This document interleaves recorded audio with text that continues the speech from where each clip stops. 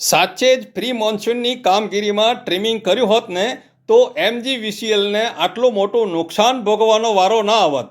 કરમસદ આણંદ મહાનગરપાલિકાએ પ્રી મોન્સૂનનો લાખો રૂપિયાનો ધુમાડો કરવા છતાં આજે મસ્ત મોટું નુકસાન ભોગવવાનો વારો આવ્યો છે. નમસ્કાર મિત્રો, હું છું હરીશ બ્રહ્મભટ્ટ, નિર્ભય આણંદમાં આપ સૌનું સ્વાગત છે.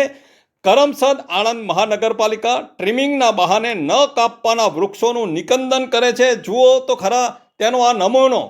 આજે આ ગોયા તળાવ ઉપરના વૃક્ષોનું પ્રી મોન્સૂન કામગીરી દરમિયાન ટ્રીમિંગ કર્યું હોત ને તો લાખો રૂપિયાનું નુકસાન ન થાત.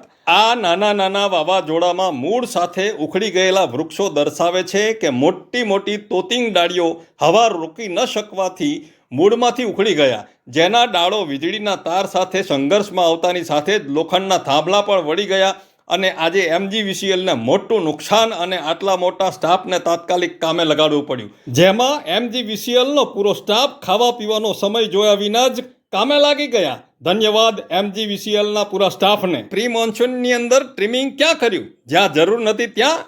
આ પણ એક ખૂબ મોટો સવાલ છે. આ ઝાડો લાંબા સમય સુધી આયુષ્યની જગ્યાએ આજે ધરાશયી થવા પાછળના ખૂબ જ મોટા કારણો દેખાય છે. કોઈ પણ ઝાડની આસપાસ ઓછામાં ઓછા 3 ફૂટની ત્રિજ્યાવાળો માટીનો ભાગ હોવો જરૂરી છે, જે કોઈ જગ્યાએ જોવા મળતો નથી. આજે જે વૃક્ષો આપમેળે પડી જાય છે તેનું સૌથી મોટું કારણ તેના થડની આસપાસ સિમેન્ટ રેતીનું કોન્ક્રીટ, જેથી તેના મૂળમાં હવા પાણી જેટલા જોઈએ તેટલો પૂરતો મળતો નથી, જેના કારણે વૃક્ષો પડી નથી જતા પરંતુ તેનું મોત નિપજાવવામાં આવે છે. મોત. જો આવી જ રીતે બધા વૃક્ષોના ફરતે સિમેન્ટ રેતીનું ચણતર કે પ્લાસ્ટર કરવામાં આવશે તો તે બધા જ વૃક્ષો આવનારા સમયમાં મૃત્યુનો ભોગ બનશે. જે કોઈ ધારે તો તંત્ર ઉપર ફરિયાદ પણ કરી શકે છે. ખાસ ધ્યાન તો અહીં આપવા જેવું છે કે એમજીવીસીએલના હાલના નવા થાંભલા કેમ જલ્દી પડી જાય છે.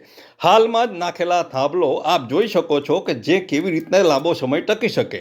ના સિમેન્ટ, ના રેતી, ના કપચી, બસ ઈંટોના ઢેફા નાખી ઊભો કરી દેવામાં આવેલો આ થાંભલો કેટલો ટકશે? સ્થળ ઉપર એન્જિનિયર તો નથી જ, પણ સાંભળો તેમના સ્ટાફની વાતો. એમ નહીં, રેતી કપચી તો નથી નાખી ને તમે? રેતી કપચી લેવા જો તારી દુકાન. ના, અત્યારે તો તમે આ થાંભલો નાખી દીધો ને સાહેબ. કેબલ ખોલી મેલ, આ થાંભલો ઉખાડ લો, પછી હું આરામથી કરે. અરે મારે નથી જોવાનું, તમે અત્યારે તો એ થાંભલો નાખી દીધો ને સાહેબ. પાવર ચાલુ કરવા અને આના લીધે જ આ થાંભલા બધા પડી જાય છે.